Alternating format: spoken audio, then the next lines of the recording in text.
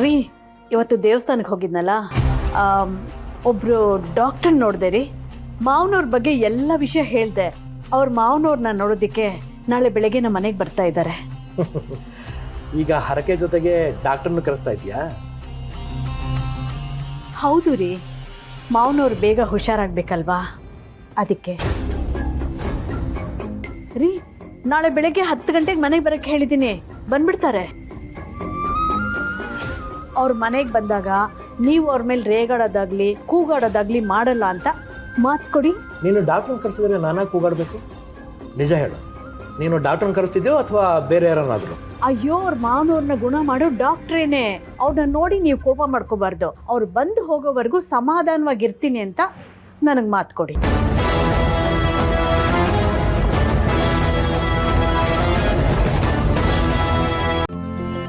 ಇಂದೇ ಡೌನ್ಲೋಡ್ ಮಾಡಿ ಮತ್ತು ನಿಮ್ಮ ನೆಚ್ಚಿನ ಶೋಗಳನ್ನು ಆನಂದಿಸಿ.